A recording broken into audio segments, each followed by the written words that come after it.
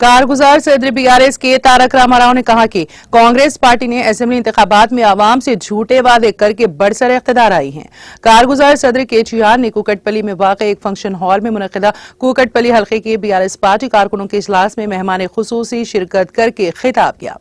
इस मौके पर मुनक़िदा इजलास से खिताब करते हुए केटीआर ने कहा कि असेंबली इंतखाबात के मौके पर आवाम से किए गए वादों को पूरा किए बगैर ही कांग्रेस रियासत में हुकूमत कर रही है। उन्होंने कहा कि 100 दिन तक इंतजार करेंगे और अगर वादे पूरे न हुए तो आवाम के साथ मिलकर अवामी तहरीक चलाएंगे। केटीआर ने कहा कि वो आरटीसी बसों में खवातीन के लिए मुफ्त बस स्कीम के खिलाफ नहीं है, लेकिन बसों की मुनासिब तादाद के बगैर स्कीम के निफाज की वजह से बसों में सफर करने वाली खवातीन और मर्दों को परेशानी का सामना है। उन्होंने कहा कि मुफ्त बस स्कीम की वजह से ऑटो ड्राइवरों को मुश्किलात का सामना है और आज तक 16 अफराद खुदकुशी कर चुके हैं। उन्होंने मुतालबा किया कि रियासत में ऑटो ड्राइवरों को हर माह 10,000 रुपए दिए जाएं। तेलंगाना की आवाज को पार्लियामेंट में उठाने के लिए आने वाले इंतखाबात में बीआरएस उम्मीदवारों की हिमायत की जानी चाहिए। केटीआर ने पार्टी कायदीन और कारकुनों पर जोर दिया है कि वो अनकरीब मुनक़द होने वाले पार्लियामानी इंतखाबात में बीआरएस की कामयाबी के लिए कमर बस्ता हो जाएं।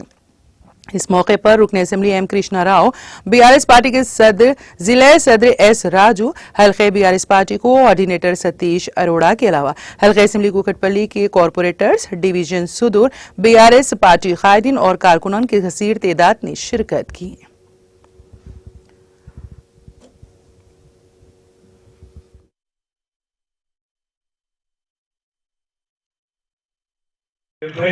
ఓట్ల మెజారిటీతో గెలిపించిన మీ అభిమాన నాయకుడు హ్యాట్రిక్ శాసనసభ్యుడు గౌరవనీయులైన శ్రీ మాధవరం కృష్ణారావు గారు జరిగిన సంక్షేమం ఎవరు ఉంటే రాష్ట్రం బాగుంటుందో అన్ని ఆలోచించి అన్ని విచారించి ఒక్క సీటు కూడా కాంగ్రెస్ పార్టీకి ఇవ్వకుండా మొత్తంగా జైత్రయాత్ర గులాబీ జైత్రయాత్ర మీరందరూ కట్టుబట్టి ఇవాళ 70,000 మెజారిటీ 80,000 మెజారిటీలతో అఖండమైన మెజారిటీలతో గ్రేటర్ హైదరాబాద్ మొత్తం ఎక్కడ చూసినా గులాబీ తుఫాన్ కనపడింది.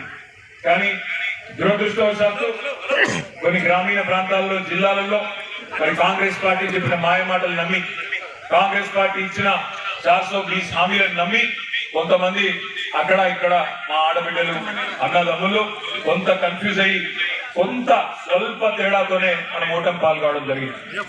కాంగ్రెస్ పార్టీకి 38.85% ఓట్లు వస్తే మనకు 37% ఓట్లు వచ్చినాయి. అంటే 1.85% తేడాతో మాత్రమే మనం ఓటమి పాలైనాం. సరే, మనకు 39 సీట్లు వచ్చినాయి, వాళ్ళకు 64 సీట్లు వచ్చినాయి. ప్రజాస్వామ్యం మంచిది. ఎందుకంటే చాలా సార్లు మనకు ఎవరైనా ప్రభుత్వంలో ఉన్నప్పుడు వారి విలువ కొన్నిసార్లు తెలియదు. ఎందుకంటే చీకటి ఉంటేనే వెలుగు విలువ తెలుస్తుంది. ఇప్పుడు కాంగ్రెస్ గవర్నమెంట్ వస్తేనే వీళ్ళు చేసే వెధవ పనులు ఎట్లా చేస్తారు, మనం వద్దన్నా చేస్తారు వాళ్ళు. అవి చూసినాక మళ్ళొక్కసారి వాళ్ళ గ్రామాల్లో అనుకుంటున్నారు ఆల్రెడీ, అయ్యో కేసీఆర్ ప్రభుత్వం లేదా, అయ్యో కేసీఆర్ గారు లేరా అనే బాధ ఇవాళ గ్రామాల్లో కనబడుతున్నది. అందుకే నేను అంటా ఉన్నా, చీకటిని చూస్తేనే వెలుగు విలువ తెలుస్తుంది. కాంగ్రెస్ ప్రభుత్వాన్ని చూస్తేనే బీఆర్ఎస్ ప్రభుత్వం యొక్క విలువ కూడా తెలుస్తుంది. తప్పకుండా తిరిగి అదే ప్రజలు, ఏ ప్రజలైతే మొన్న కొంత ఏమరపాటుతోని కొంత వాళ్ళు ఇచ్చిన మోసపూరిత హామీలు నమ్మి మోసపోయినారో వాళ్ళు నిజం తెలుసుకోవడానికి కూడా ఎక్కువ కార్యక్రమమే.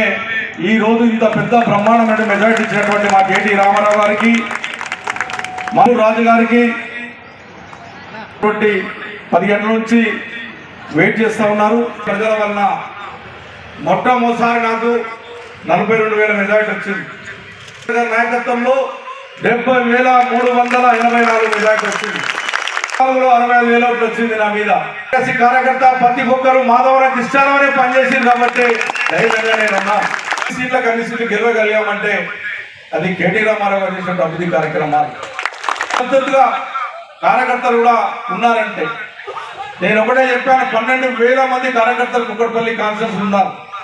ఇంటికి 4 ఓట్లు అయినా 50,000 ఓట్లు మాకు పక్కా మా టీఆర్ఎస్ పార్టీ ఓట్లు అయినా ఇప్పటికి కుక్కడపల్లిలో తీసుకున్నారు.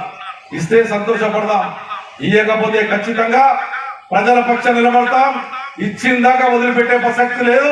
మీ ఎమ్మడు ప్రజల పక్షాన్ని ఉంటారని చెప్పి కూడా మాధవ కృష్ణారావు తెలియజేస్తా ఉన్నాడు. ఎవరు కూడా అధైర్యపడవలసిన అవసరం లేదు, ఎవరు బాధపడవలసిన అవసరం లేదు.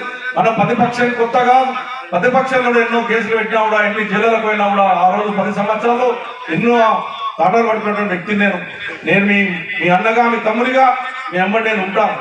కార్యకర్తలు కూడా అదే కూడా రామారావు రాష్ట్రానికి మంత్రి పదవి చేశారు. ఎంత బాధ కలుగుతా ఉందంటే ఆ 10 సంవత్సరాల మేమే తలుచుకుంటే మేము కూడా మీ రకంగా గుండాయుధం రౌడిజం చేయగలం. ఇలా రాష్ట్రానికి మంత్రి పదవి చేసినటువంటి వ్యక్తి వస్తున్న హైదరాబాద్ దగ్గర కుక్కట్పల్లి కంటే ఒక్క పోలీసు వాళ్ళు పెట్టలేరంటే ఎంత భయంకరంగా ఆలోచన చెప్పారు. బీజేపీకి సంబంధించిన ఎమ్మెల్యేలు వచ్చినా నేనే ఫోన్ చేసి చెప్పేవాడిని, వాళ్ళ భద్రత ఇవ్వండి, వాళ్ళ పోలీసులకు ప్రొడక్షన్ ఇవ్వండి అని చెప్పాను. నేను రిక్వెస్ట్ పెట్టలేరంటే ఒకసారి ఎంత దౌర్భాగ్యమో ఒకసారి ఆలోచన చేసుకోండి.